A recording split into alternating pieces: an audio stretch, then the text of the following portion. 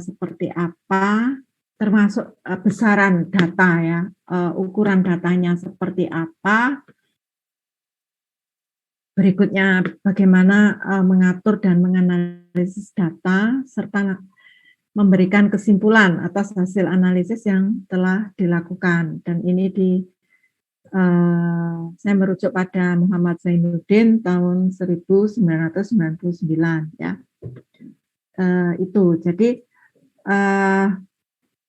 meskipun nanti itu seperti kemarin ya, harus paling tidak topik dulu, topiknya tentang apa ya, karena bisa jadi judul penelitian itu bisa mengalami pergeseran atau modifikasi karena hasilnya tidak bisa jadi tidak sesuai dengan judul yang ditulis, sehingga ada mengalami penyesuaian itu ya. Makanya itu judul itu terkadang baru sinkron ya ketika di-match-kan dengan hasilnya ya. Tapi pada saat proposal itu sering judulnya itu masih ya semacam topik ya. Jadi masih ada perdebatan dan masih itu tadi bisa disesuaikan nanti dengan hasilnya ya.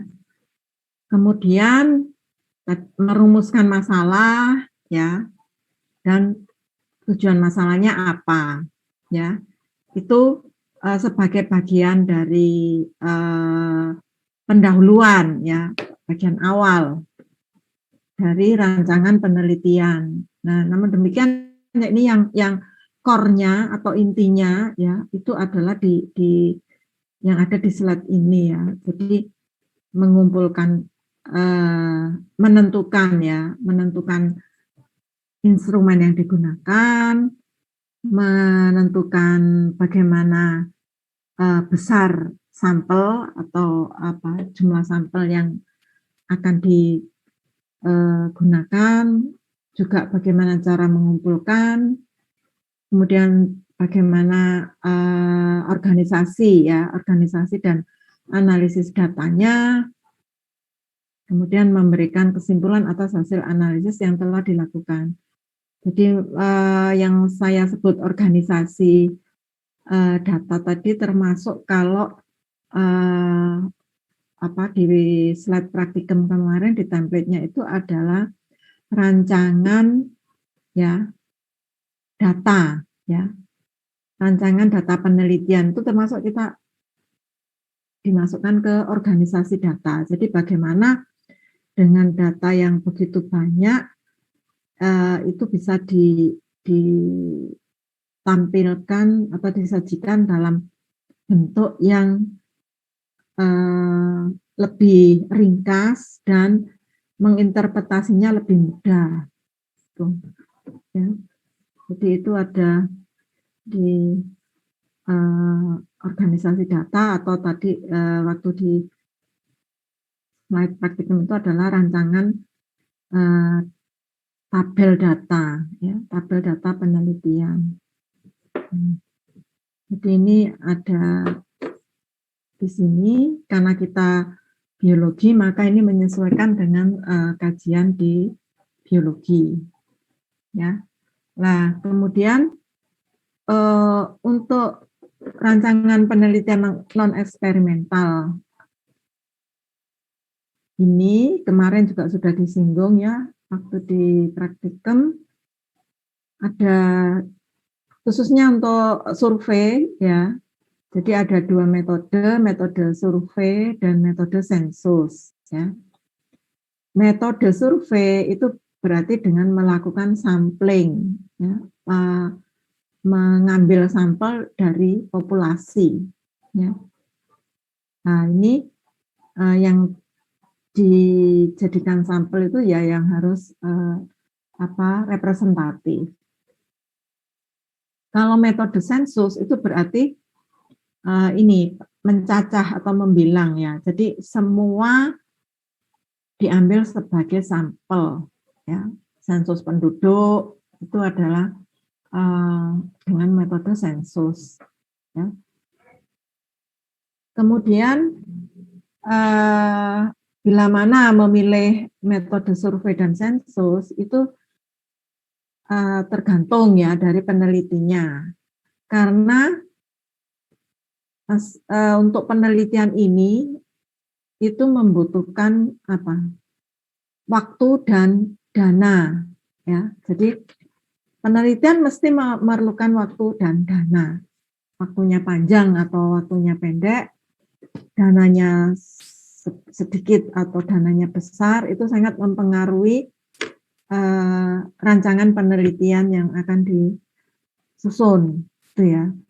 Jadi kalau misalnya seperti ini, dikatakan bahwa kalau metode survei itu punya kelebihan dibandingkan sensus, ya, dibandingkan dengan sensus karena lebih cepat ya dan lebih murah. Jadi dalam arti tadi saya sebut perlu waktu dan dana. Waktunya tidak sepanjang kalau sensus ya. Akhirnya juga berakibat ya pada dana yang dikeluarkan juga tidak akan sebesar pada sensus ya. Jadi sebagai contoh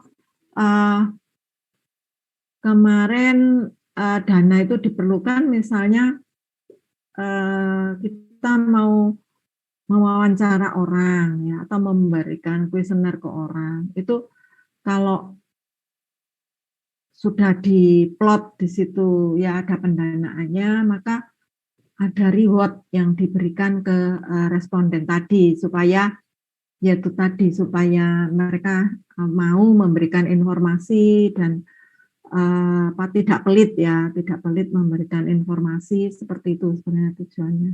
Jadi itu sebenarnya sudah dimasukkan ya, sudah dimasukkan di dalam proposal ya, proposal penelitian bahwa dananya sekian. Itu kalau memang ada mendapat hibah ya, mendapat hibah atau ada lembaga-lembaga atau institusi yang membiayai ya. Jadi itu nanti ada komponen biasanya RAB namanya, rancangan analisis biaya itu ya. Kemudian tapi kalau ini dilakukan mandiri ya, dilakukan dengan dana sendiri atau swadana, ya berarti kan harus mempertimbangkan itu tadi berapa banyak dana yang akan dikeluarkan. Jadi harus dipikir masak-masak ya. Kemudian dengan survei itu informasinya lebih komprehensif dan ketelitian lebih tinggi ya. Mengapa disebut komprehensif dengan ketelitian lebih tinggi? Karena kalau populasi itu kan biasanya heterogen ya. Banyak latar belakangnya macam-macam ya. Tapi kalau dengan survei itu dibuat lebih homogen ya. Jadi homogenitasnya itu lebih terjamin ya, lebih seragam karena itu nanti informasinya itu akan sesuai dengan targetnya gitu. Jadi tidak kemana-mana gitu. Kalau targetnya itu heterogen, ya itu akan kesulitan karena semua itu diambil ya, diambil datanya. Jadi sensus itu. Jadi namun demikian ya mau memilih survei atau sensus itu juga tergantung dari penelitinya ya. Bila mana memilih survei dan sensus. Kalau memang ingin menggambarkan keadaan yang real, lebih realitasnya lebih tinggi ya, dan tidak perlu yang homogen ya, terlalu homogen maka boleh dengan sensus ya, seperti itu. Jadi kalau misalnya sensus penduduk itu tidak mungkin dengan survei atau dengan disampling ya, karena nanti tidak menggambarkan keadaan yang sesungguhnya itu ya, karena di situ ada semua penduduk ya, baik yang baru lahir atau yang sudah meninggal itu kan semua terdata. Itu untuk survei dan sensus. Kemudian ada beberapa kriteria atau kategori penelitian. Ini juga sangat bervariasi ya, tergantung dari ahlinya itu mau menulis yang mana itu ya. Ada penelitian kualitatif gitu ya. Jadi tidak hanya data saja yang kualitatif, tapi juga ada penelitian yang kualitatif. Ya. Kemudian ada yang kuantitatif. Penelitian kualitatif biasanya juga data-datanya itu dapat di scoring atau dikuantitatifkan sehingga nanti hasilnya itu tidak subjektif ya, tidak subjektif dari penelitinya, tapi lebih objektif karena dengan di scoring kemudian dapat dihitung itu nanti kalau misalnya ada peneliti lain yang melakukan penelitian sejenis ya, namun mungkin beda lokasi ya, study site-nya itu akan menunjukkan hasil yang tidak jauh berbeda atau relatif sama. Jadi tujuan untuk dikuantitatifkan itu seperti itu. Asal tadi dengan metode-metode yang sama ya, yang sama seperti yang dirujuk ya. Jadi ini untuk yang penelitian kualitatif ini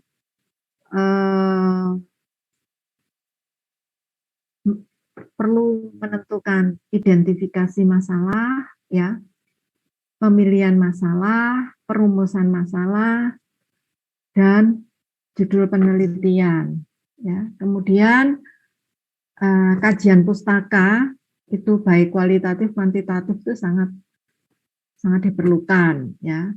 Kemudian subjek penelitiannya apa ya? Apakah orang, apakah itu perusahaan ya, itu masuk di subjek atau subjek penelitian. Kemudian pengumpulan data, bagaimana mengumpulkan data. Jadi kemarin sudah disinggung teknik pengumpulan data. Bagaimana kemudian menganalisis datanya. Ya.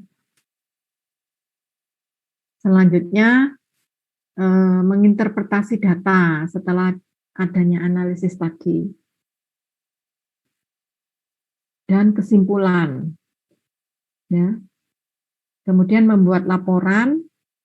Dan yang terakhir ini sekarang menjadi wajib ya, yaitu publikasi. Jadi kalau misalnya disimpan sebagai laporan saja, itu tidak diketahui oleh orang di luar, katakan di luar kampus gitu ya, atau di luar institusinya. Jadi perlu di-share ke luar gitu ya, dengan cara publikasi. Jadi dapat mengikuti seminar atau konferensi atau kongres ya terkait ya, seperti itu. Kemudian kita lihat sekarang yang kuantitatif ya. Jadi di kuantitatif sebenarnya masih sama juga, ada mengidentifikasi masalah ya, pemilihan masalah, perumusan masalah, dan menentukan judul penelitian. Kemudian studi kepustakaan ya, studi pustaka, kemudian menyusun hipotesis, ini bila ada ya. Beberapa dekade ini itu hipotesis itu tidak selalu ditulis secara eksplisit ya. Jadi kalau misalnya ada keinginan ya menulis hipotesis, berarti itu hipotesis ini, hipotesis kerjanya yang ditulis ya. Jadi misalnya H0-nya ya, H0-nya itu tidak ada perbedaan antara misalnya diberi konsentrasi sekian, tidak ada perbedaan di antara perlakuan yang diberikan ya.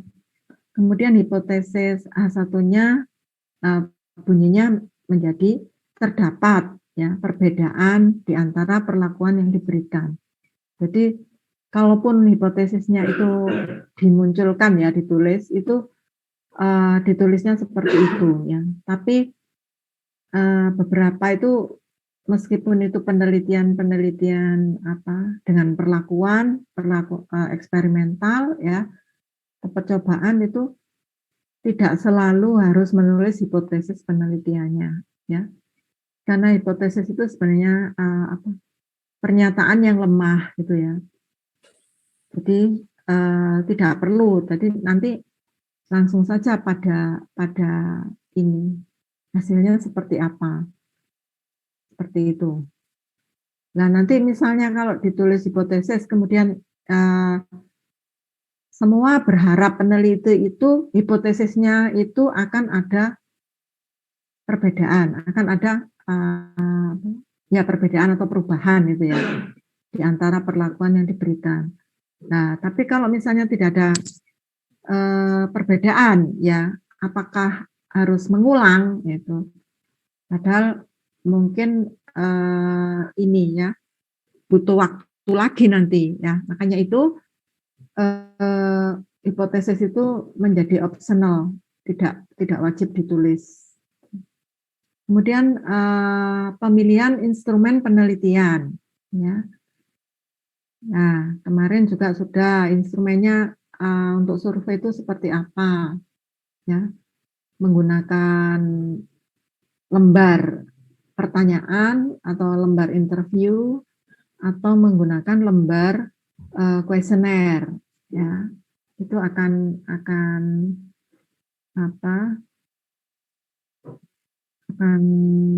jadi pilihan gitu ya.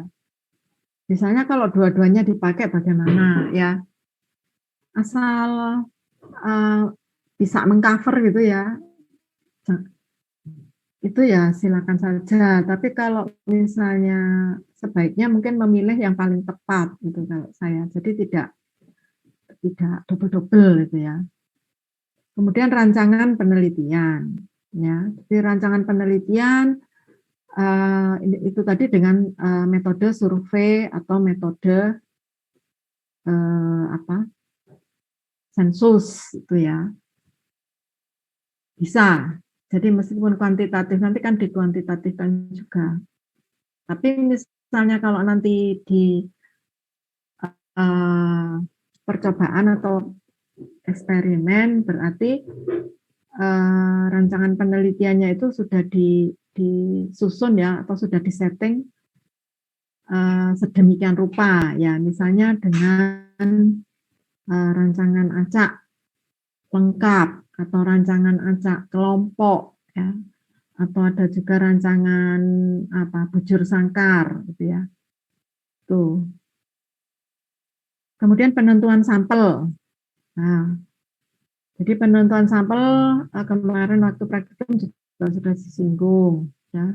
Nanti juga ada topik sendiri untuk ukuran sampel. Ya. Kalau misalnya di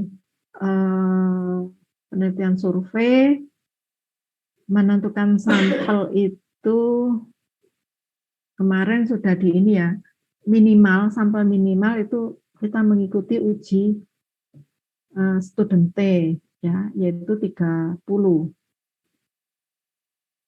Tapi kalaupun apa, mengikuti kondisi ya, kalaupun nanti kurang dari 30, yang dijadikan sampel itu siapa? Apakah semua semua masyarakat ya, semua anggota masyarakat di situ, ataukah sebenarnya orang-orang tertentu ya, misalnya kalau tanaman obat ya, bisa saja mungkin sampelnya itu tabib ya, selain mungkin orang awam gitu. Jadi di tabib atau apa dukun apa itu bisa mungkin mendapatkan informasi yang lebih banyak dibanding dengan di orang awam. Sehingga kalau di lokasinya itu ada beberapa tabib ya, bisa jadi ukuran sampel atau besar sampel minimal 30 itu tidak harus diikuti gitu ya, kalau memang targetnya itu tabib gitu. Kemudian untuk berikutnya pengumpulan data ya, jadi datanya dikumpulkan, di organisasi tadi diatur dalam bentuk tabel ya, atau mungkin ada yang lain, silakan itu ya. Jadi bisa dengan komunikasi, dengan apa, pengukuran, kalau memang itu misalnya penelitian laboratoris ya. Berikutnya data tersebut dianalisis. Ya. Analisis data ini banyak yang bisa digunakan, jadi ada program pengolah data, jadi mau di kuantitatifkan ya, sehingga diperoleh angka yang dapat diinterpretasikan dengan lebih objektif gitu ya. Tapi ada juga data itu yang data-data kualitatif, deskriptif, jadi hanya berupa uraian saja. Misalnya kalau penelitian taksonomi ya, misalnya mengidentifikasi atau merevisi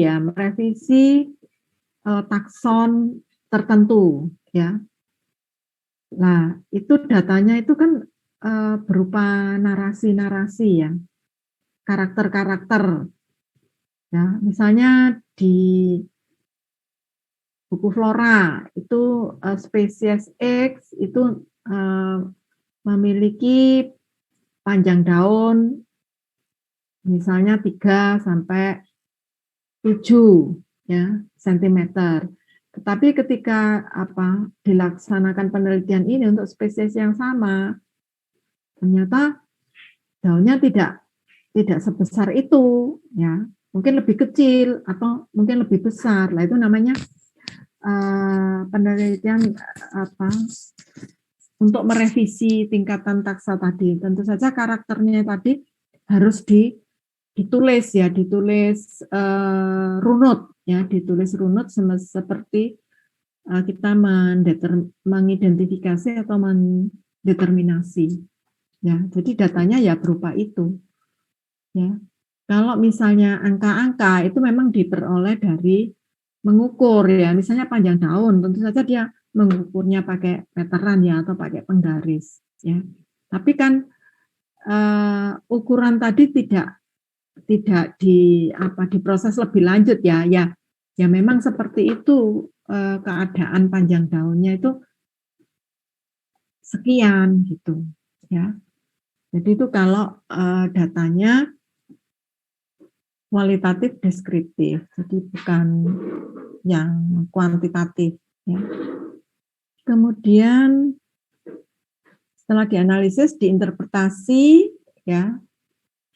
Jadi itu tadi sebelumnya supaya efektif dan efisien tadi, jadi menginterpretasinya juga harus tepat ya.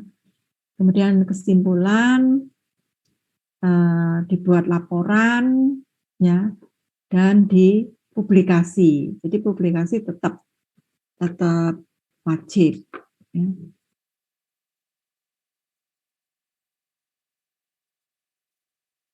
Ya, jadi itu untuk rancangan penelitian. Sebelum saya lanjutkan, mungkin dari sini ada yang mau ditanyakan ya, karena Bu, bisa ada. mau tanya, Bu? Ya, silakan. Siapa?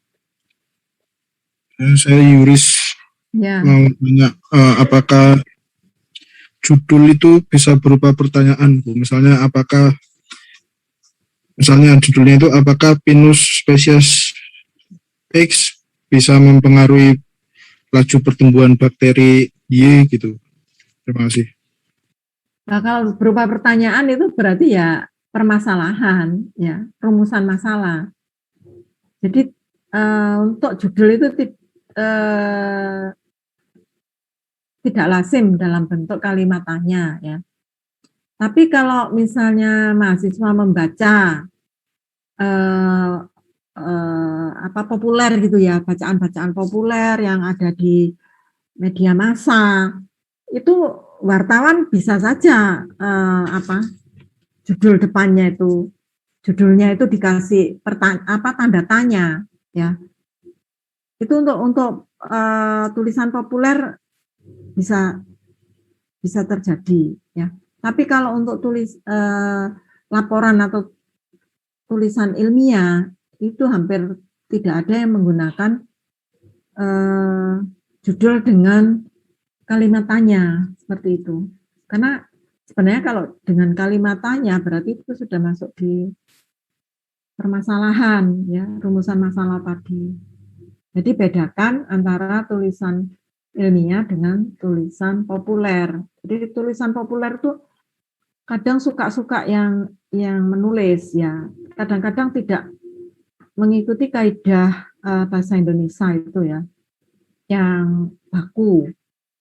Ya, sebagai contoh, kata sambung itu sering ditulis di depan kalimat, ya. Karena ini itu. Jadi padahal karena itu kan kata sambung, sedangkan itu juga kata sambung. Jadi kalau tulisan tadi populer itu orang tidak komplain gitu ya. Dibaca, oh ya memang tulisannya seperti ini gitu. Meskipun mungkin beberapa juga membacanya aneh, ya, kok seperti ini gitu. Tapi orang nggak ambil pusing gitu. Tapi kalau yang tulisan ilmiah itu ada kaidahnya. Jadi jangan sampai nanti disamakan dengan tulisan yang populer itu. Bagaimana? Yang lain mungkin? Kalau saya baca dari misalnya buku referensi gitu ya, misalnya dari biologi Campbell gitu kan, kalau ada studi case itu kan mesti rata-rata atau biasanya itu ada pertanyaan gitu loh, apakah ini mempengaruhi ini gitu. Ya, makanya dilihat dulu, ya, itu tulisan. Kalau misalnya tulisan populer, terus tulisan di textbook, ya, itu tadi si penulisnya bisa saja memberi highlight, ya, di title-nya itu dengan kalimat tanya, ya. Tapi kalau itu semacam skripsi, ya, laporan-laporan penelitian, itu hampir tidak ada yang menggunakan dengan kalimat tanya seperti itu. Jadi bisa harap dibedakan, ya. Jadi untuk tulisan ilmiah, ya, itu seperti itu. Kecuali mungkin beberapa, kalau misalnya pernah melihat di jurnal yang bentuknya review, ya. Review itu artinya penulisnya itu sudah membaca sekian banyak, ya, referensi yang terkait, sehingga terus dia melihat celah di situ, akhirnya dia tulis itu sebagai judulnya dalam bentuk kalimatanya, yaitu mungkin hanya si penelitinya tadi ya. Tapi kalau untuk yang akademik, skripsi, tesis, disertasi itu hampir semuanya itu ditulis dengan kalimat pernyataan.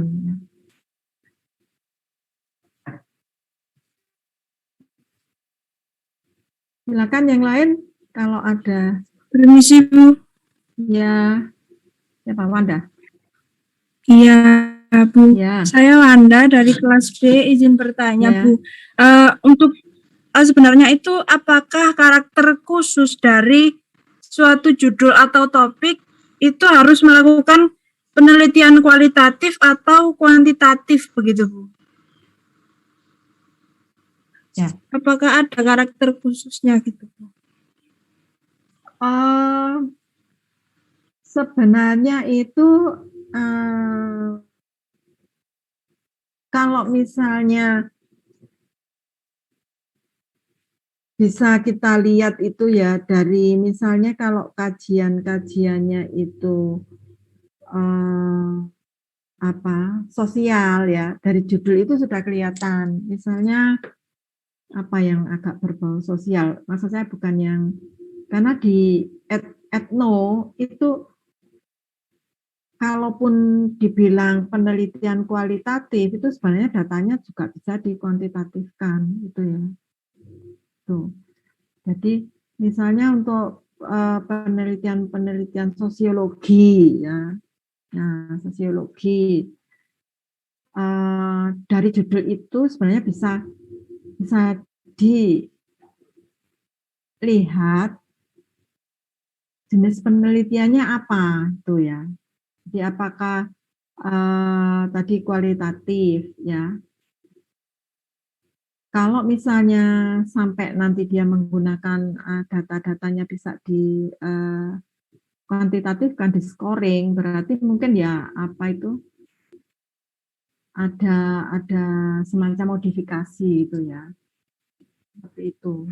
Jadi sebenarnya untuk jenis penelitian itu juga banyak ya, selain tadi itu kalau dilihat dari ada tidaknya intervensi manusia ya, itu ada yang eksperimen, non eksperimen juga banyak, ada yang survei, ada mungkin tadi sensus, mungkin ada juga yang lain gitu ya.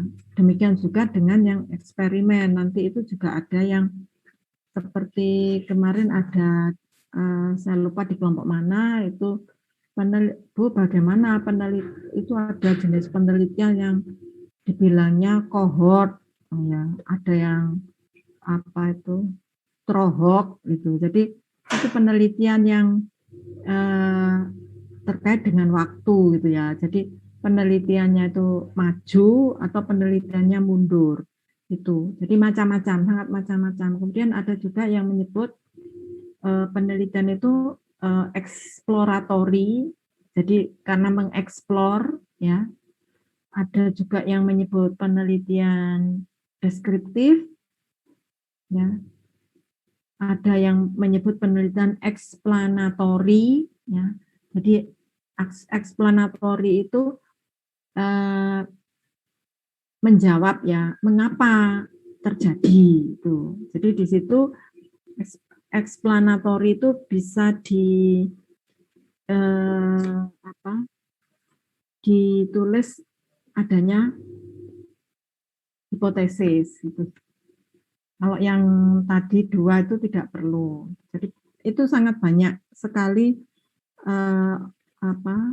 ahli-ahli itu membagi penelitian tadi ya. Tapi di sini kita batasi saja. Jadi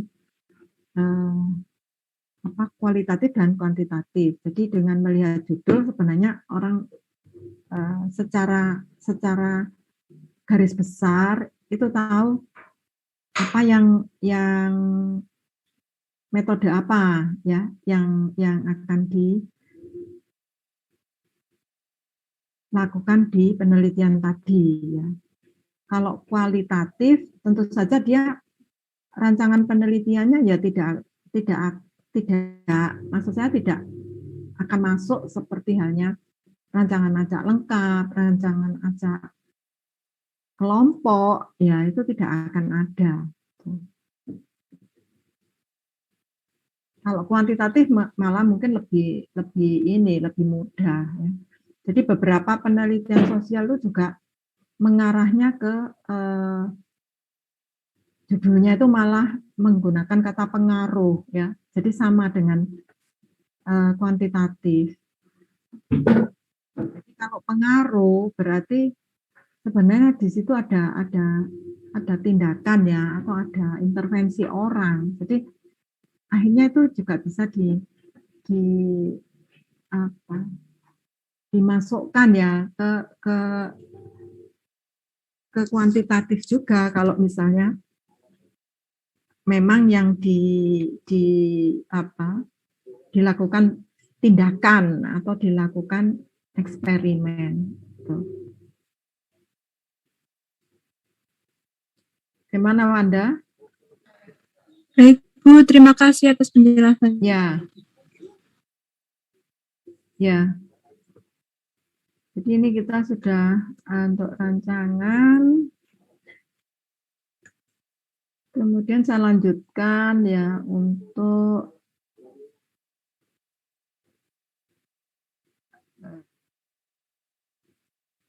variabel.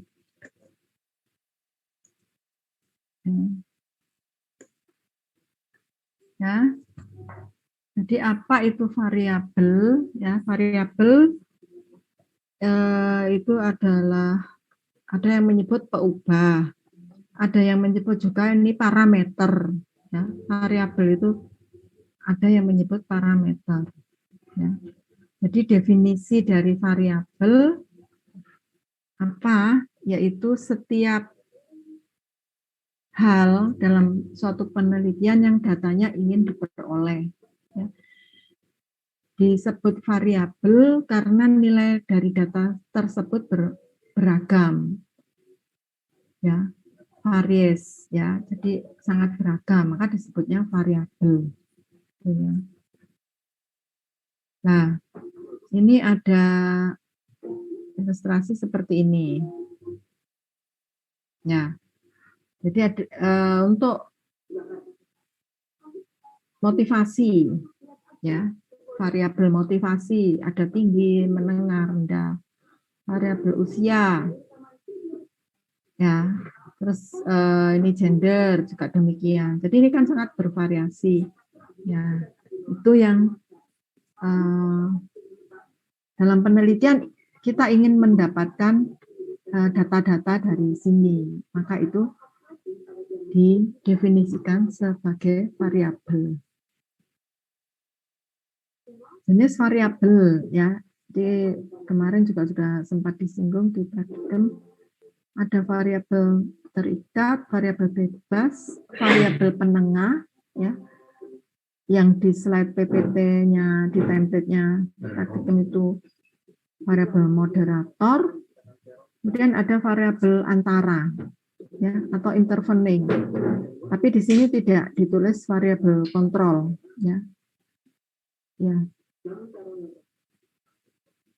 Kalau misalnya menambahkan variabel kontrol itu ya diasumsikan seperti halnya pada yang penelitian eksperimental ya dengan intervensi itu di mana nanti yang akan diambil datanya itu dalam keadaan yang terkendali itu ya, terkendali atau terkontrol. Jadi misalkan kalau tapi ini tidak lazim ya di penelitian sosial humaniora ya. Misalkan apakah identitas ya atau ID card ya, ID card dari penduduk itu dapat dijadikan sebagai variabel kendali, karena kalau dia tidak punya ID card di situ, ya mungkin tidak akan diambil sebagai sampel apa seperti itu ya bisa bisa berkembang maksud saya. Jadi tergantung penelitinya itu mau dijadikan variabel atau tidak gitu ya, ID card itu. Ya. Kemudian ini variabel tergantung. Jadi ini variabel yang dipengaruhi ya. Ya.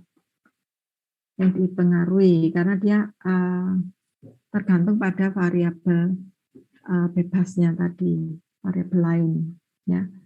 Sebagai contoh, jadi contoh-contoh di sini adalah contoh-contoh untuk sosial humaniora ya. Kalau untuk eksperimen lebih mudah sebenarnya ya. Jadi di sini ada pendidikan, prestasi kerja dan lain-lain ya. Kemudian ini terkait dengan gaji ya, jumlah gajinya berapa. Nah, kalau ditulis seperti ini, maka yang menjadi variabel tergantungnya itu yang mana? Yang kotak merah ya, jumlah gaji ya. Sedangkan yang sebelah kiri yang kotak ungu itu nanti menjadi terikatnya ya. Menjadi bebas, variabel bebas ya. Jadi ini jumlah gaji sebagai dependent variabel. Kemudian variabel bebas ya, ini yang mempengaruhi ya, atau tidak tergantung pada variabel lain ya. Nah, ini sebagai contoh ya, ada volume penjualan, ada harga barang. Ini sangat menentukan besarnya keuntungan ya. Nah, kotak merah inilah yang menjadi variabel bebasnya. Jadi kalau yang slide sebelumnya tadi ya di pendidikan sama apa satunya lagi tadi yang menentukan jumlah gaji ya. Otomatis di sini yang kotak ungu ini adalah variabel terikatnya ya. Variabel dependennya. Ya. Kemudian tadi ada penengah atau moderator ya. Ya. Jadi variabel moderator diletakkan di tengah antara variabel bebas dengan variabel terikat ya. Dan variabel penengah ini akan mengenhance atau memperkuat ya, memperkuat seperti itu. Memperkuat secara signifikan ya terhadap variabel terikatnya. Ya, ini sebagai contoh ada kualitas pelatihan ya sebagai variabel independen, variabel bebas. Kemudian ada keinginan mempelajari sesuatu yang baru. Ya. Ini sebagai variabel terikatnya. Ya. Nah, memang secara teori itu ya menunjukkan bahwa kualitas pelatihan ini akan mempengaruhi ya keinginan mempelajari sesuatu yang baru. Tapi itu akan menjadi lebih kuat lagi ya. Nah, lebih kuat lagi dengan adanya kebutuhan untuk berkembang. Nah, kebutuhan untuk mengupdate ya, kebutuhan untuk mengupdate dirinya itulah yang disebut dengan variabel moderator ya. ini disebut disebut dengan variabel moderator ya, atau variabel penengah ya. Jadi ini kan memperkuat ya, menjadi lebih kuat keinginannya gitu ya. Tuh. Kemudian ada variabel antara. Ya. Nih. Variabel antara itu terletak antara variabel bebas dan variabel terikat ya. Sebagai digunakan sebagai penjelas ya terjadinya hubungan di antara variabel bebas dan terikat itu ya. Jadi ini ada keragaman tenaga kerja, kemudian ada efektivitas organisasi. Jadi keragaman tenaga kerja akan mempengaruhi efektivitas organisasi gitu ya. Karena ini kan sangat heterogen ya. Itu tentu akan berpengaruh ya. Nah, ya. Variabel bebasnya keragaman tenaga kerja, variabel terikatnya adalah efektivitas organisasi. Bagaimana organisasi yang efektif, apakah harus homogen ya ataukah heterogen, seberapa, kalau heterogen itu mungkin sampai seberapa gitu ya heterogennya.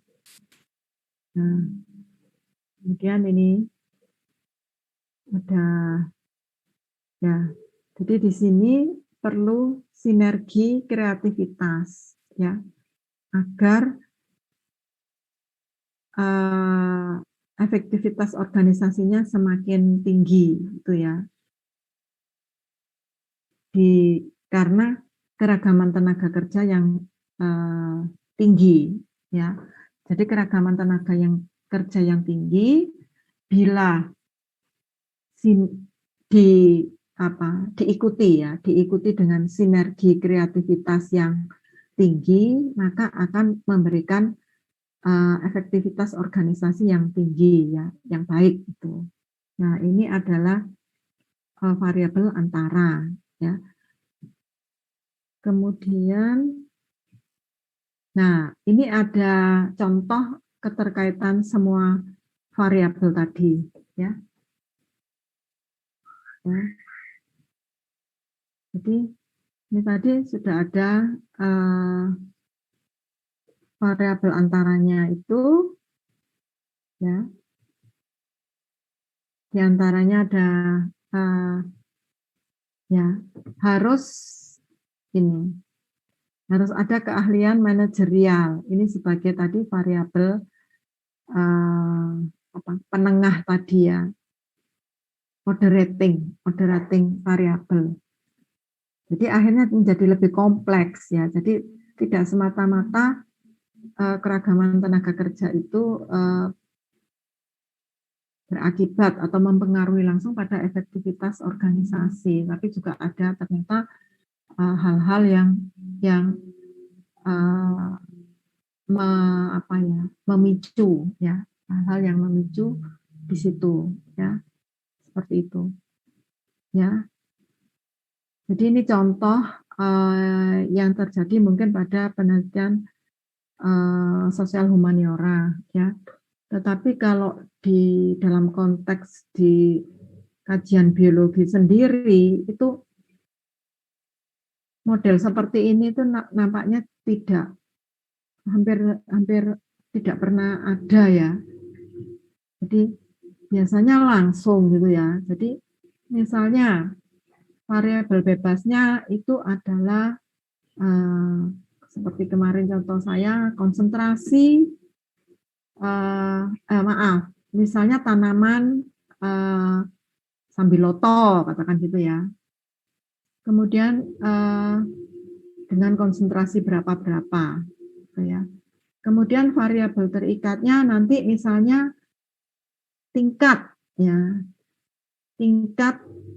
kadar gula darah atau tingkat kadar apa itu kolesterol darah seperti itu. Jadi ininya kan langsung, hubungannya langsung. Jadi tidak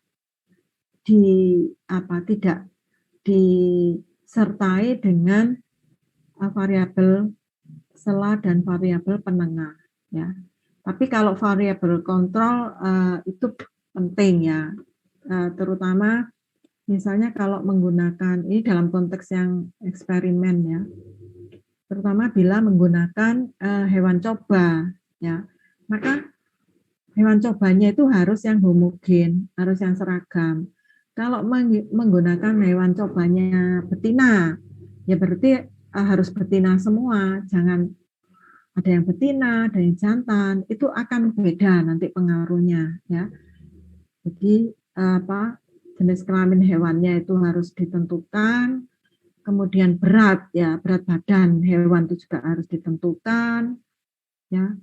Nah, itu yang menjadi variabel kontrol kalau di kajian-kajian di biologi ya, khususnya untuk yang eksperimental ya, untuk penelitian dengan adanya perlakuan atau intervensi dari penelitinya seperti itu. Jadi kalau yang seperti ini sekedar pengetahuan yang sebenarnya loh, kalau kita kan jangan sampai seperti menggunakan kacamata kuda itu ya, taunya itu saja itu. Nah, padahal di luar dari kita itu berkembang ya sedemikian rupa sehingga menjadi seperti ini ya, variabel saja ini banyak sekali ya, lebih kompleks seperti itu. Nah, kemudian ini ada juga contoh yang lain ya, penghasilan gaji ya, penghasilan dikaitkan dengan harapan hidup ya. Ternyata gaya hidup itu akan mempengaruhi ya, di sini ya. Juga ini ada lingkungan tempat tinggal ya. Nah, jadi kalau penghasilannya tinggi, apakah harapan hidupnya juga tinggi? Yang diasumsikan kan demikian. Tapi kalau gaya hidupnya itu kurang baik ya, maka bisa dipastikan harapan hidupnya juga akan tidak mengikuti gaya hidupnya itu, tidak setinggi penghasilannya gitu ya. Kemudian juga di lingkungan tempat tinggal, ini ternyata juga dapat dijadikan sebagai variabel penengah ya. Jadi kalau untuk kajian sosial humaniora memang lebih kompleks ya aspek-aspeknya. Kemudian ini ada slide yang menunjukkan keterkaitan antara konsep ya, konstruk, variabel, dimensi dan indikator gitu ya. Jadi kalau sering kita mengatakan variabelnya misalnya tinggi tanaman gitu ya. Kalau di sini kan status gizi pasien ya, atau tingkat respon imun pasien, itu ini sebagai variabel. Mungkin kalau di botani bisa tinggi tumbuhan ya, atau jumlah atau luas daun ya. Nah, dimensinya itu dalam konteks ini itu dilakukan seperti apa gitu ya. Dilakukan di lab dan ada pemeriksaan fisik gitu ya. Nanti indikator itu sebenarnya yang lebih variabel yang lebih operasional gitu ya. Jadi indikatornya langsung bisa diketahui ini biomasa ya, biomasa manusia Indonesia, katakan seperti itu, berat badan ya. Ini dalam dimensi fisik, jadi bisa diukur dengan menggunakan timbangan ya. Dimensi labnya untuk ini status gizi itu indikatornya adalah dengan sebagai contoh ini adalah dengan HB ya, dengan hemoglobinnya, mungkin dengan albuminnya seperti itu ya. Nah, jadi ini bagian yang lebih lebih detail gitu ya. Kemudian variabel ini nanti akan membentuk konstruk. Konstruk itu ya bangunan gitu ya, semacam konstruksi ya, disebutnya konstruk saja, namanya gizi pasien ya. Nanti konstruk ini akan membentuk konsep. Konsepnya apa? Konsepnya adalah gizi ya, atau bisa saja mungkin dalam konteksnya itu ya ini gizinya ya, gizi. Jadi ini di breakdown dari konsep itu hal yang besar itu ya, di breakdown menjadi hal yang kecil sampai pada tingkat operasionalnya itu adalah indikator ya. Jadi beberapa kita sering menyamakan variabel itu dengan parameter ya. Padahal itu sesuatu yang beda gitu ya. Jadi parameter itu sebenarnya satuan-satuan yang ada di populasi ya. Sedangkan yang variabel ini adalah satuan-satuan yang ada di sampel. Nah, kita itu kan bergeraknya di level sampel ya, karena ada teknik sampling gitu. Jadi sebenarnya yang lebih tepat adalah variabel ini ya. Jadi bukan parameter, karena parameter tuh lebih luas ke populasinya. Tapi kadang itu orang menggunakan secara ya bisa sebagai disamakan gitu ya maknanya itu. Padahal sebenarnya ada perbedaan ya. Kemudian ada respon imun, ini pun demikian juga ya. Jadi konsepnya respon imun, terus di breakdown sampai ke tingkat kecil, nanti akhirnya yang lebih operasional itu adalah dengan indikator ini. Indikatornya apa untuk respon imun? Nah, itu misalnya imunoglobulin untuk tingkatan atau dimensi humoral. Untuk tingkatan atau dimensi sel itu pakai IFN atau pakai II ya.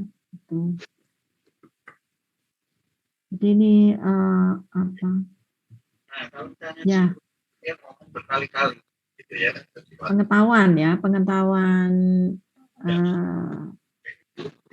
tentang variabel ya. Sampai di sini silakan kalau ada yang bertanya ya. Bu, saya izin tanya. Ya, silakan. Tapi bukan mengenai yang variabel, Bu. Yang tadi yang hipotesis di awal tadi, apakah diperbolehkan, Bu? Oh, yang slide ya, yang sebelum ini, Bu. PPT yang pertama. Iya, Bu. Oke, silakan. Tadi kan kalau di bagian yang variabel, yang di penelitian kuantitatif tadi kan variabel tidak harus ada. Terus misalkan hipotesisnya itu ada, terus sesuai dengan hasil dan penelitian itu, apakah dikatakan bahwa penelitian itu berhasil atau seperti apa ya, Bu? Terima kasih. Ini yang kuantitatif ya? Iya, Bu, benar. Ya, jadi sebenarnya kalau dengan kuantitatif itu variabelnya kan harusnya sudah jelas ya, harusnya sudah jelas sehingga hipotesis itu karena optional bisa ditulis bisa tidak, itu tidak masalah gitu ya. Mau menuliskan ya silakan, mau tidak juga silakan, juga tidak salah gitu, karena sebenarnya hipotesis itu adalah ini yang lemah ya, tesis pernyataan yang lemah seperti itu. Jadi karena belum dibuktikan. Nah, dibuktikannya nanti setelah mendapatkan data, kemudian setelah menganalisis data, menginterpretasi data, nanti kesimpulannya seperti apa? Apakah nanti sesuai dengan hipotesis yang disusun atau tidak, seperti itu. Jadi sebenarnya untuk kuantitatif ya, kalau variabel itu harusnya tetap ditulis, tetap ada ya. Jadi sebagai contoh yang kuantitatif itu seperti ini ya, kita analogikan penelitian yang dengan intervensi dengan perlakuan ya, itu kan sudah jelas. Jadi apa yang diperlakukan, nah itulah yang jadi variabel ya.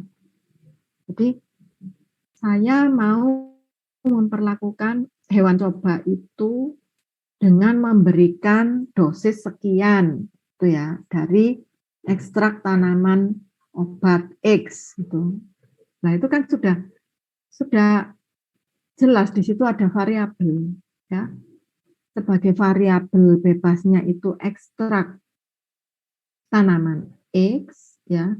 Sebagai variabel terikatnya nanti adalah respon, misalnya respon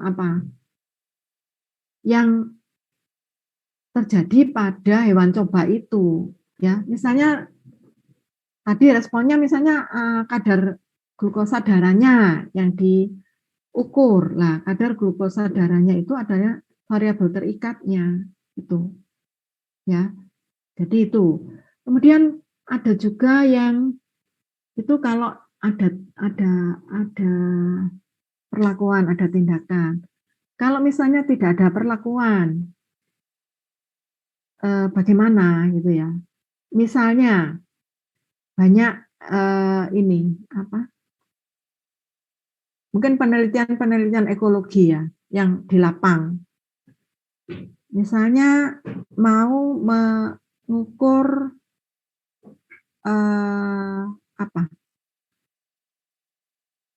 kandungan ya atau kadar untuk menentukan kualitas air gitu ya. Ya. Itu kan ada misalnya kadar kadar sulfatnya, kadar ininya, ada macam-macam itu ya. Nah itu kan kita tidak memberikan perlakuan ke area di lapang tadi, kan tidak akan kan. Jadi misalnya ada sungai yang sudah tercemar gitu ya, sungainya tercemar, kemudian mau dianalisis kualitas airnya, berarti nanti yang diambil tadi itu kan nanti ditentukan kadar COD-nya berapa, kadar ininya berapa. Jadi itu kan karena cemaran tadi mengakibatkan kandungan-kandungan untuk kualitas airnya itu mungkin menjadi lebih tinggi gitu. Jadi seperti itu. Itu pun bisa diasumsikan bahwa yang nanti sebagai ininya kan bisa saja lokasinya tadi macam-macam. Di sungai A, di sungai B, di sungai C. Nah, itu kan bisa dijadikan sebagai variabel bebasnya. Nah, tapi nanti untuk kadar yang tertentu tadi itu adalah variabel terikatnya. Jadi itu kalau tidak penelitinya tidak memberikan tindakan atau perlakuan ya. Tapi kalau misalnya skalanya skala lab ya, skala uji lab, misalnya dengan di situ dibuat akuarium kecil gitu ya, terus air sungainya dimasukkan di situ. Kemudian ada tambahan. Tambahan ini dalam arti mungkin ininya perlakuan yang diberikan, ya. Tidak tahu ditambahkan tanaman fitoremediasi, katakan di situ. Nah, nanti itu kan juga bisa dilihat jenis-jenis tanaman fitoremediasi. Jadi jenis tanaman fitoremediasinya itu kan bisa dikatakan itu variabel bebasnya. Nah, kemudian misalnya kandungan sulfat, kandungan BOD, COD setelah diukur, ya, ada yang diberi tanaman, ada yang tidak, itu kan nanti bisa dibandingkan. Nah, yang kandungan yang mengarah pada kualitas air tadi itu adalah variabel terikatnya, seperti itu. Bagaimana, Foni, paham? Baik, Bu. Terima kasih banyak atas penjelasannya. Ya, jadi seperti itu ya. Dengan kuantitatif itu bisa diinikan. Nah, nanti kalau ini survei ini masuknya di mana? Di kuantitatif atau kualitatif?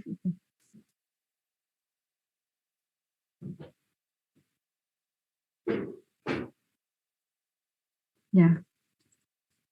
Jadi seperti kemarin kita mereview jurnal, ya, itu memang secara eksplisit variabelnya tidak ditulis gitu ya, tapi dengan asumsi bahwa itu tidak terlalu perlu gitu ya untuk penelitian survei tadi, karena sebenarnya siapa yang mempengaruhi, siapa yang dipengaruhi itu tidak jelas itu, ya. Jadi kalau misalnya seperti itu, nanti si penelitian etno itu ya bisa dimasukkan ke kualitatif gitu ya. Cuma kalau nanti dia menggunakan analisis datanya itu dengan indeks ya, indeks etnobotani, itu artinya dikuantitatifkan gitu ya. Jadi penelitian kualitatif yang dikuantitatifkan. Gitu. Jadi tetap base-nya dasarnya itu di kualitatif itu. Itu ya, Foni ya. Baik, silakan kalau ada yang lain. Saya izin bertanya, Bu. Ya, silakan, Fenti. Ya, saya Fenti dari Biologi A. Saya izin bertanya terkait PPT sebelumnya, yaitu mengenai sampel. Pada sebuah penelitian biasanya dilakukan ulangan pada sampel. Apakah dalam penelitian non-eksperimental survei yang menggunakan teknik pengumpulan data komunikasi melalui wawancara memerlukan ulangan pada sampel atau tidak ya, Bu? Terima kasih. Ya, jadi kalau pada survei itu kemarin yang diinikan adalah ukuran atau besar sampel. Ulangan itu tidak ya, jadi tidak memerlukan ulangan karena sampelnya itu asumsinya semakin banyak sampel kan semakin bagus ya. Tapi sebenarnya itu juga ada batasan ya, sampel yang optimalnya itu di mana. Kalau itu berbanding lurus terus itu lama-lama semakin banyak sampel, semakin banyak data, nanti semakin organisasi datanya semakin bingung, semakin kacau. Ya, makanya itu diinikan ada yang optimal ya, atau paling tidak berapa, mungkin dengan memberikan persentase tadi sekian persen dari populasi itu ya, dan tidak ada ulangan ya. Yang dimaksud ulangan kalau di survei itu ya ketika memberikan instrumennya tadi, kalau bisa untuk memenuhi validitas reliabilitas jangan hanya sekali gitu ya. Kalau bisa terutama yang terbuka ya, item pertanyaannya terbuka. Jadi tanyakanlah lebih dari 1 kali, ya, minimal 2 kali. Jadi ulangannya itu konteksnya di situ, ya, bukan apa, ulangan semacam penelitian percobaan itu bukan, ya. Bagaimana, Fenty? Baik Bu, sudah dapat dipahami. Terima kasih. Ya, ya. Ada yang lain?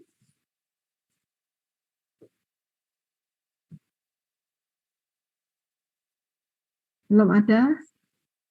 Belum ada yang lain ya. Jadi satu PPT lagi mau saya tunjukkan.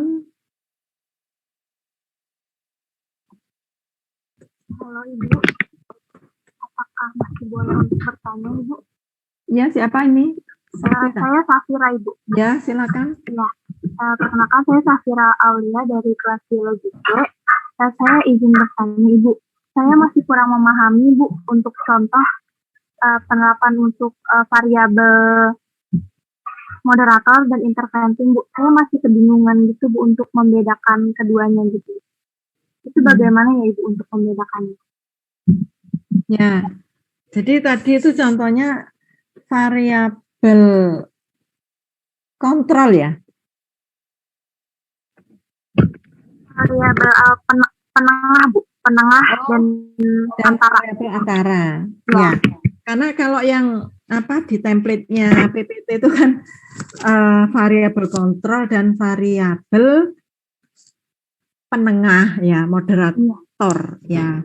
Jadi variabel moderator itu adalah variabel yang letaknya di antara variabel bebas dan variabel terikat. Ya.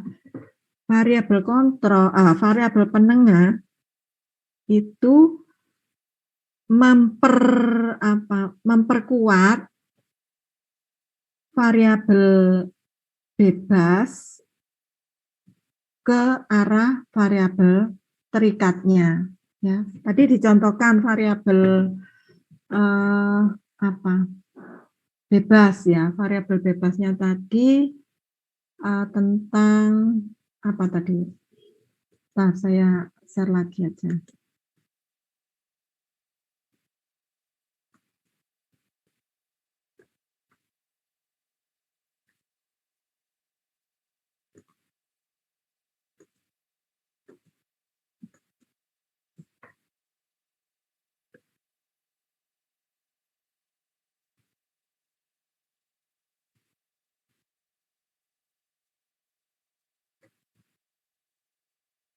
Nah, ini tentang kualitas pelatihan dianggap sebagai variabel bebas. Kemudian keinginan mempelajari sesuatu yang baru. Ini variabel terikatnya. Ya. Atau misalnya kalau mahasiswa punya contoh yang lebih sederhana itu juga bisa ya. Kemarin itu saya contohkan misalnya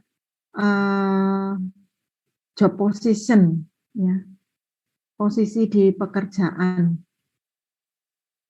Jadi dia sebagai staf biasa atau sebagai staf ahli atau sebagai manajer ya terhadap gaji ya, terikatnya itu gaji. Kemudian yang bebasnya itu job position tadi ya. Ya. Kan memang ada job position itu kan mempengaruhi gajinya. Ya.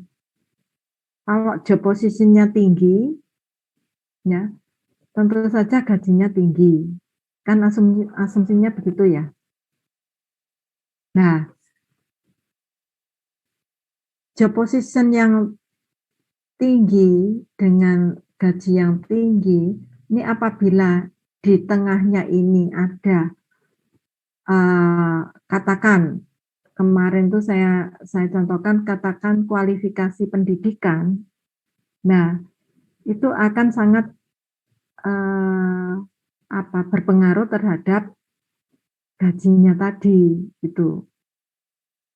Jadi misalnya job posisinya sebagai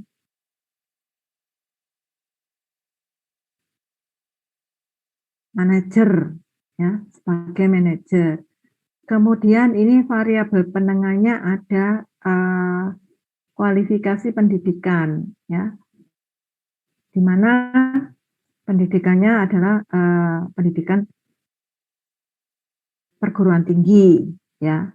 Kemudian nanti gajinya itu kan akan disetarakan atau mengikuti gitu ya, dibandingkan mungkin yang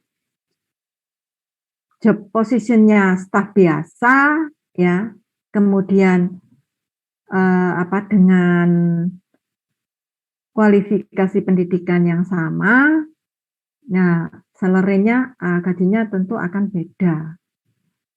Seperti itu, Safira. Itu contoh-contoh yang mudah gitu ya. Gitu. Ya. Tapi kalau di sini nih itu tadi kualitas pelatihan, keinginan mempelajari sesuatu yang baru. Maka ini syaratnya harus ada motivasi dari dirinya itu bahwa itu perlu gitu. Kalau tidak punya motivasi kebutuhan, berarti otomatis ini kan juga keinginan mempelajari hal yang baru itu akan rendah, ya seperti itu. Iya, baik Ibu. Ya. Ibu, saya ingin tanya lagi boleh Ibu? Boleh. Ya, saya masih bingung Bu. Jika misalnya di dalam suatu variabel ini, misalnya ada variabel bebas, variabel antara, variabel penengah, dan variabel terikat. Saya masih bingung Ibu membedakan yang mana posisi dia, misalnya untuk variabel ini menjadi variabel antara dan variabel penengah Ibu. Saya masih bingung Bu. Saya agak bingung posisinya itu Bu. Ya, ya karena ini saya berikan ini pengetahuan saja ya, karena hal yang seperti ini tidak akan kita dapatkan di kajian kita ya, di kajian biologi. Jadi ini kita tidak perlu mengada-ada gitu ya. Oh, ini harus ada antaranya ini, kemudian nanti penengahnya ini, itu tidak harus mengada-ngada karena kalau di kajian eksak itu biasanya ya cuma itu tadi bebas, terikat, ada kontrol ya.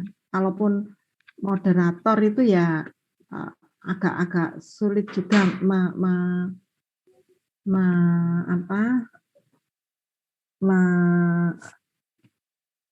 menempatkannya itu seperti apa atau apa yang bisa dianggap sebagai variabel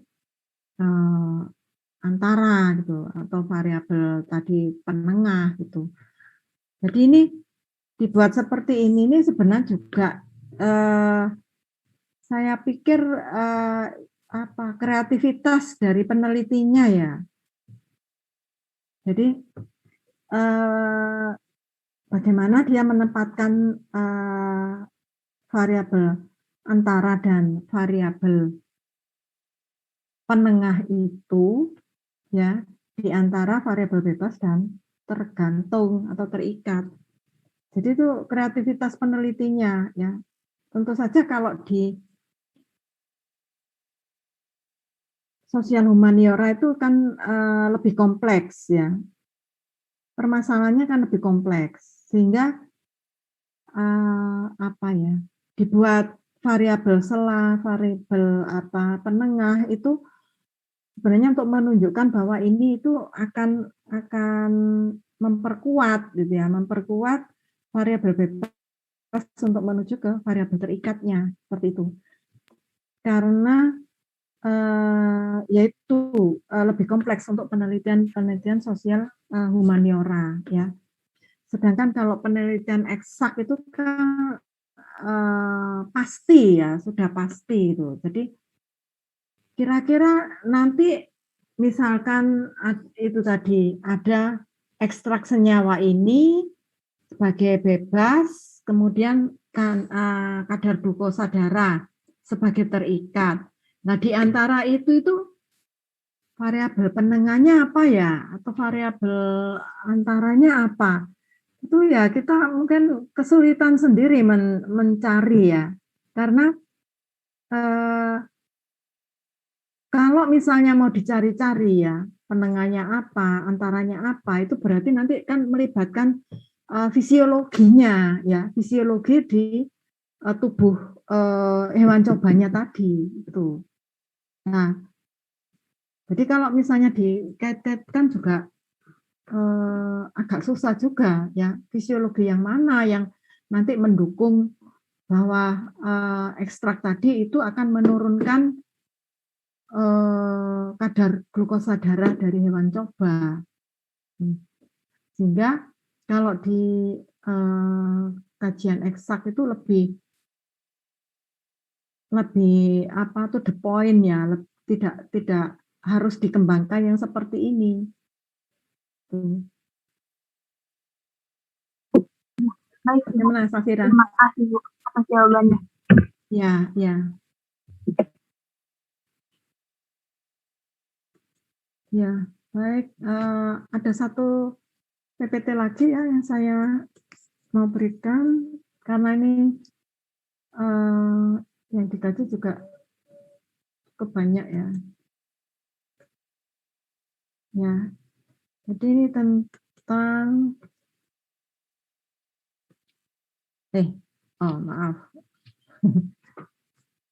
Ini tadi terkait dengan data ya. Jadi tadi ada istilah parameter ya. Istilah parameter itu kan digunakan untuk populasi. Jadi ada mu, ada tau ya. Mu itu sebagai mean, tau itu bisa simpangan ya, standar deviasi, rho ya, probabilitas seperti itu ya. Kemudian ini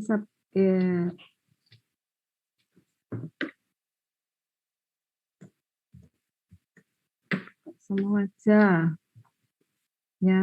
Kemudian kalau kita melakukan survei ya berarti itu kan harus mengambil sampel ya. Jadi di sini digambarkan populasinya itu yang lingkaran besar biru, lingkaran merah ini yang kecil ini adalah sampelnya. Mengambil sampel di sini dengan metode ini teknik sampling ya. Nah, kemudian satuan-satuan yang ada di sampel itu disebutnya statistik, di mana juga ada rata-rata, ada simpangan standar deviasi ya. Itu simbolnya dibedakan dengan yang di parameter ya, yang di populasi.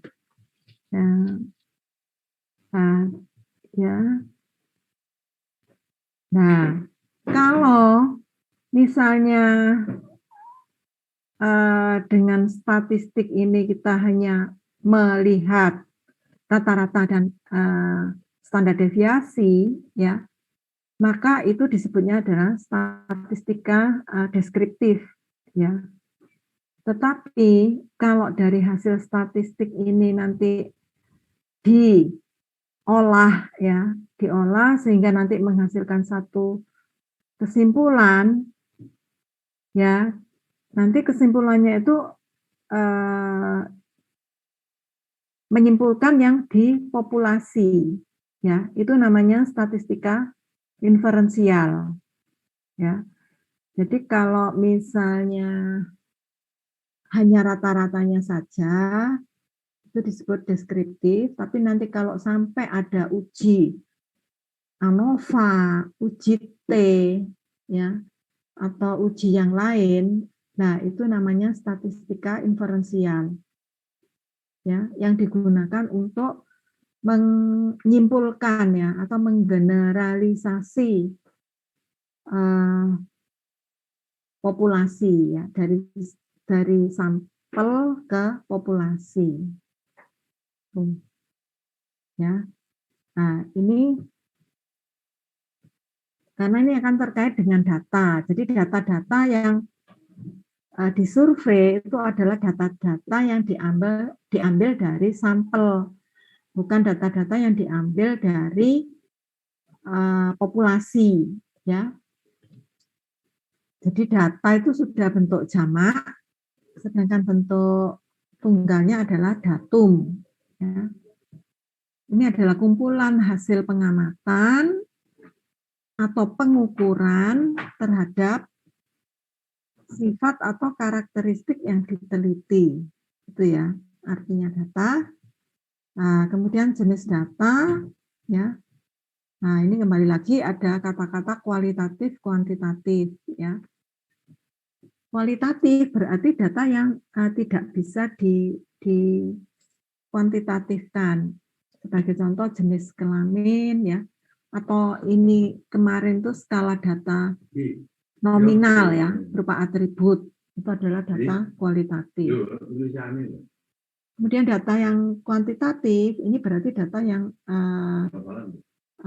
berupa angka-angka, ya, dibedakan ada data diskrit, kalau itu dihitung, memperolehnya dengan menghitung, ya, jumlah kloroplas, jumlah sel, ya. Kemarin ini juga saya berikan penjelasan kalau dengan menghitung itu bilangannya bulat. Ya. Kemudian ada data kontinu. Data kontinu itu data yang diperoleh dengan mengukur, ya.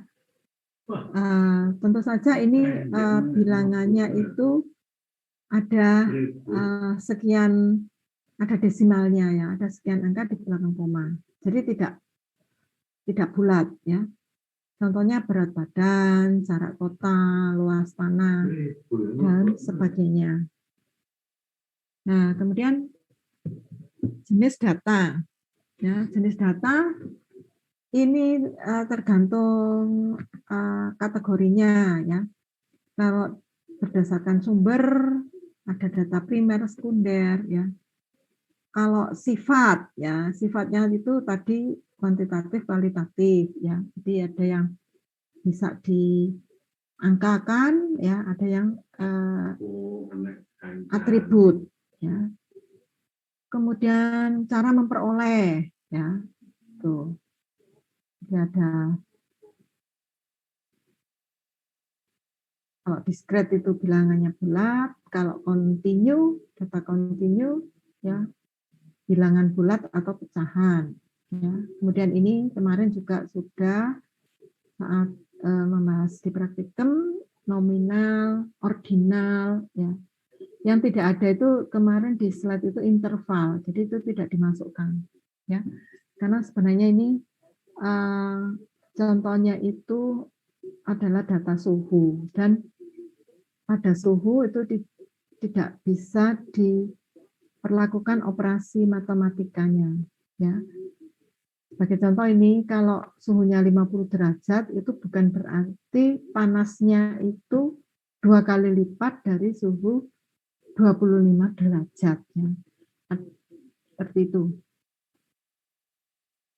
Rasio. Nah, rasio itu tadi dengan yang kontinu tadi, dengan mengukur ya, dengan diukur sehingga dapat dimatematikkan ya, operasi matematikanya dapat dikerjakan di sini ya. Contohnya ini kalau berat badannya atau biomasanya 60 kilo, berarti itu 2 kali dari berat badan 30 kilogram.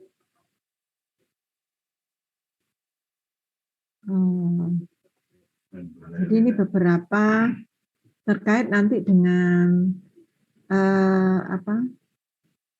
uji statistika yang digunakan. Jadi tadi ada pengukuran atau skala tadi ya. Kalau yang nominal ini berarti ya tidak perlu distatistikkan ya. Tapi kalau datanya ordinal atau disebut semi kuantitatif itu bisa distatistikkan dengan statistika non parametrik, yaitu berupa data kategori yang ada jenjangnya tadi ya, atau skala ya. Kemudian kalau datanya itu interval dan rasio ya, ini yang kuantitatif murni, itu nanti bisa distatistikkan tergantung dari distribusi datanya ya. Kalau datanya normal, nanti masuknya ke statistik parametrik ya. Kalau datanya tidak normal, nanti masuk di statistika non parametrik. Jadi nanti tergantung dari tujuan untuk apa gitu ya. Apakah untuk membandingkan ya, atau untuk mencari hubungan ya, mencari korelasi seperti itu. Nanti ini yang terkait dengan ketika menggunakan program pengolah data ya. Tuh. Jadi data sebenarnya nanti akan menentukan juga menganalisisnya itu dengan apa seperti itu. Nah, jadi ini contoh untuk yang nominal, jadi beberapa sudah saya singgung juga di praktikum seperti ini ya. Nominal itu jadi data atribut semua ya, gender, kewarganegaraan, suku, status perkawinan ya, hobi dan sebagainya. Ini sebagai contoh saja. Kemudian untuk yang ordinal, ini yang berjenjang tadi ya. Misalnya ini untuk variabel status sosial. Kemudian solidaritas, ya, loyalitas, disiplin. Ini bisa dinilai dengan skala.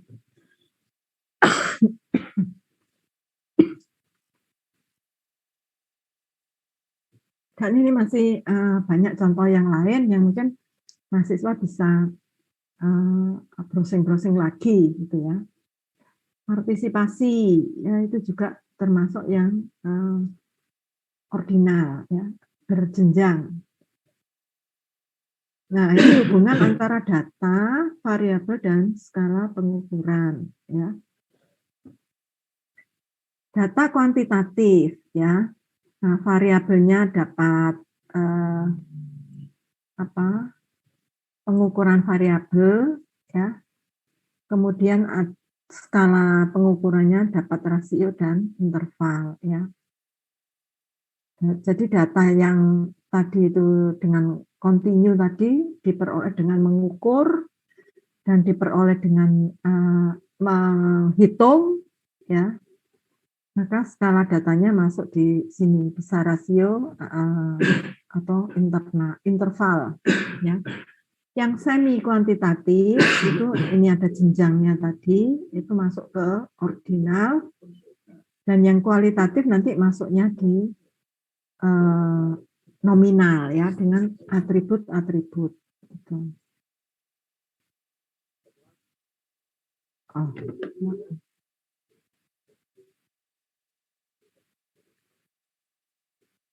Ya, baik, itu tadi 3 PPT yang saya sampaikan, jadi tentang rancangan penelitian, kemudian tentang variabel, dan tentang data. Ada pertanyaan atau yang kurang jelas? Oh iya Bu, permisi Bu. Apakah PPT yang disampaikan tadi akan diupload di Google Classroom ya?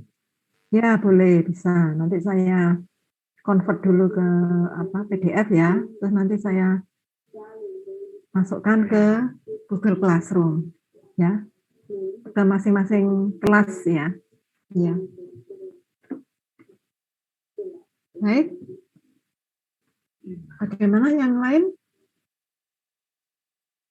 Paling tidak untuk template PPT praktikum sudah dapat gambaran ya. Jadi rancangan penelitian, judul, tujuan kemarin sudah judul, tujuan, kemudian jenis penelitian, rancangan percobaan, ya, variabel dan data. Ini paling tidak sudah hampir separuh ya untuk yang gelombang pertama besok hari tanggal 6 ya, tanggal 6 September itu.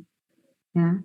Yang lain sebenarnya sudah secara sepintas kemarin di praktikum juga sudah dijelaskan gitu ya. Tapi memang nanti untuk PPT-nya, PPT teorinya itu nanti di minggu-minggu selanjutnya ya, baru akan diberikan. Nah, seperti itu. Baik. Bagaimana? Sudah cukup?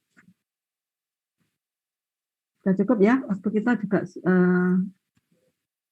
tinggal sebentar. Jadi kalau sudah cukup, nanti PPT akan saya masukkan ke Google CR masing-masing kelas ya. Jadi tetap jaga kesehatan. Saya tutup. Wassalamualaikum warahmatullahi wabarakatuh. Selamat pagi. Waalaikumsalam warahmatullahi wabarakatuh. Terima kasih. Bu.